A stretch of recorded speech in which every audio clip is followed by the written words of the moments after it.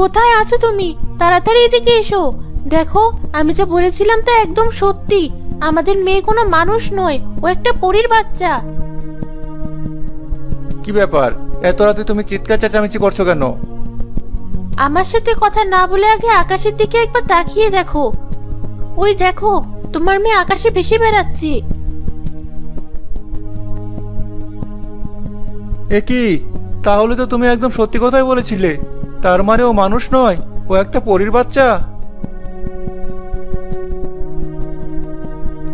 মা আমার, নেমে আয় মা।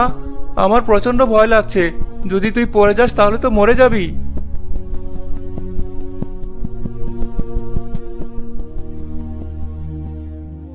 দয়া করে তোমরা আমাকে ক্ষমা করে দাও।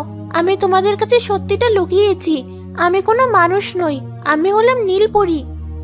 সবই তো বুঝলাম, কিন্তু তুই কেন পৃথিবীতে এসেছিস? পৃথিবী খুব ভালো জায়গা নয়। সবাই যদি জানতে পারে তুই একটা পরীর বাচ্চা, তাহলে তোকে ধরে নিয়ে গিয়ে বিক্রি করে দেবে। সত্যি করে বল, কেন তুই আমাদের কাছে থেকে সত্যিটা লুকিয়ে রেখেছিস? আমি যখন আকাশ থেকে প্রতিদিন তোমাদেরকে দেখতাম, আমার মনে হতো পৃথিবীর মানুষেরা অনেক ভালো। আমার ইচ্ছে হচ্ছিল তোমাদের সাথে কিছুদিন সময় কাটানোর, তাই আমি আমার বাবা মাকে বলে এখানে চলে এসেছি। কিন্তু তুই তো এই পৃথিবীতে বেশি দিন থাকতে পারবি না। এখানকার মানুষেরা যদি একবার জেনে যায় তুই পরীর বাচ্চা, তাহলে খুব ঝামেলা হবে।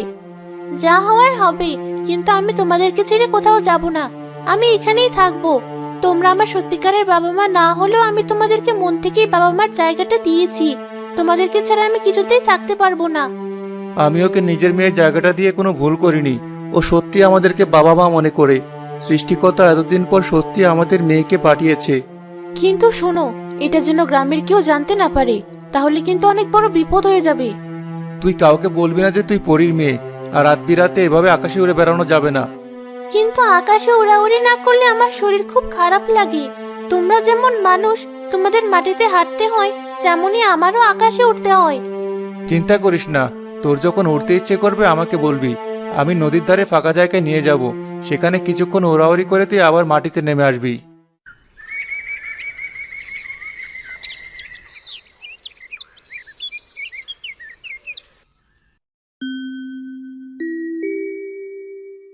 যা, তাড়াতাড়ি একটু আকাশ থেকে উড়ে আয়। কিন্তু মনে রাখিস, বেশি দেরি করিস না। কেউ দেখে ফেললে সর্বনাশ হয়ে যাবে। বাবা, তুমি একটু চিন্তা করো না, আমি কিছুক্ষণের মধ্যেই চলে আসব।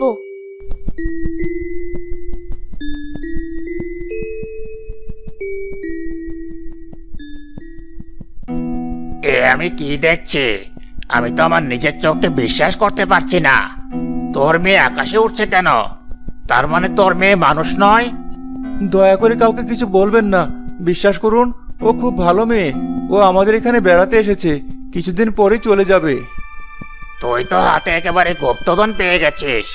শোন, এই মেয়েটাকে কখনোই ছাড়িস না। এই মেয়েটাকে দিয়ে আমরা ওদের রাজ্য থেকে অনেক সোনাদানা টাকা পয়সা নেব। আগামীকাল সকালে তুই এই মেয়েটাকে আমার হাতে তুলে দিবি। মোড়ল সাহেব, দয়া করে এমন কথা বলবেন না। এই মেয়েটা খুবই অসহায়।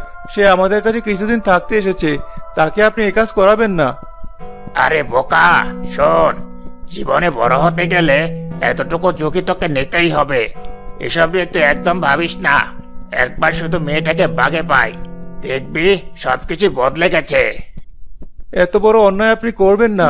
প্রয়োজন হলে আমি আমার টাকা পয়সা অর্থ সম্পদ সবকিছু আপনাকে দিয়ে দিব, কিন্তু আমার মেয়েটাকে আমার কাছ থেকে কেড়ে নেবেন না। আমি তোর কোনো কথা শুনতে চাই না। আগামীকাল সকালের মধ্যে তুই এই মেয়েটাকে আমার হাতে তুলে দিবি, তা না হলে আমি তোকে গ্রাম থেকে বের করে দেব।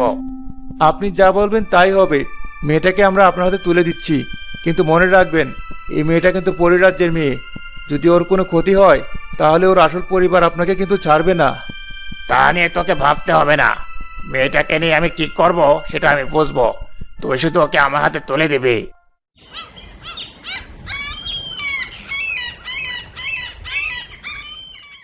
পরের দিন ভোরবেলা ফারুক এবং তার স্ত্রী নীলপরীকে নিয়ে আবার নদীর ধারে এলো। আমি তোমাদের ছেড়ে কোথাও যাব না, দয়া করে আমাকে যেতে বলো না। তোকে বিদায় দেওয়া ছাড়া আমাদের হাতে অন্য কোনো উপায় নেই। মোড়ল ইতোমধ্যে জেনে গেছে তুই আমাদের কাছে রয়েছিস। একটু পরেই ও পুরো গ্রামবাসী নিয়ে তোকে ধরতে আসবে। হ্যাঁ মা, তুই চলে যা, আর যখন ইচ্ছে হবে তখনই তুই পৃথিবীতে চলে আসিস। আমি আর তোর বাবা সবসময় তোর জন্য অপেক্ষা করে থাকবো। লক্ষ্মী মা, একদম কান্নাকাটি করবি না। তোর বাবা মা তোকে খুব ভালোবাসে। হয়তো তুই আমাদের কাছ থেকে দূরে সরে যাচ্ছিস, কিন্তু আমরা কখনো তোকে ভুলতে পারবো না। তোর যখন ইচ্ছা হবে তুই এই নদীর পাড়ে চলে আসবি, আমরা তোর সাথে দেখা করব। আর এই নে, এখানে তোর পছন্দের কিছু খাবার আছে, তোর জন্য বানিয়ে রেখেছি, এগুলো তুই সাথে করে নিয়ে যা। এমন মজার মজার ভিডিও পেতে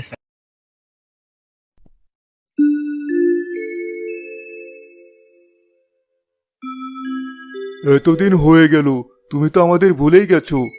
একবারও নিজের বাবার কথা তোমার মনে হয় না? তোমাদের কথা আমার অবশ্যই মনে হয়েছে, কিন্তু আমার মানুষ বাবা মাও আমাকে অনেক ভালোবাসে, অনেক খেয়াল রাখে। এতদিন হয়ে গেল, একটা বারও তো তুই আমাদের কাছে আসলি না, আমাদের কোনো খোঁজ নিলি না। এই যে পৃথিবীতে থাকলি, পৃথিবী কেমন লাগলো তোর? পৃথিবী সত্যি খুব ভালো জায়গা না মা? সেখানে যেমন ভালোবাসা আছে তেমনই ঘৃণা আছে। আমার বাবা মার মতো যেমন ভালো মানুষ আছে, তেমনই মোরলের মতো অনেক খারাপ মানুষ আছে, লোভী মানুষও আছে। আমার ওই বাবা মা অনেক কান্নাকাটি করছিল, তারা বলছিল যখন ইচ্ছে হয় আমি যেন পৃথিবীতে তাদের কাছে ফিরে যাই। তোমার যখন ইচ্ছে হবে তখন তুমি তোমার বাবা মার সাথে দেখা করে আসবে, এতে আমাদের কোনো বাধা নেই। তবে তুমি যদি চাও তাহলে তোমার মানুষ বাবা মাকে আমরা আমাদের পরিরাজ্যে রাখতে পারি। না বাবা, আমার মানুষ বাবা মা এই রাজ্যে এসে থাকতে রাজি হবে না। তবে তাদেরকে কিছু উপহার পাঠাতে পারো, আসলে তারা অনেক গরিব, দুবেলা ঠিকমতো খেতে পারে না। ঠিক আছে, যারা আমার মেয়েকে এতটা ভালোবাসা দিয়েছে তাদেরকে আমি অবশ্যই উপহার পাঠাবো। তোমার মানুষ বাবা মার জন্য আমরা সোনাদানা পাঠিয়ে দেব, যেন বাকিটা জীবন আরামায়েশে থাকতে পারি।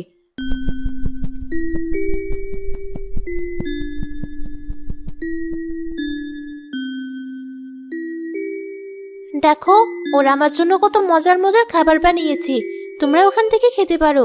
পৃথিবীর তৈরি খাবার অনেক সুস্বাদু, এই খাবারে মিশে আছে আমার বাবা মায়ের ভালোবাসা।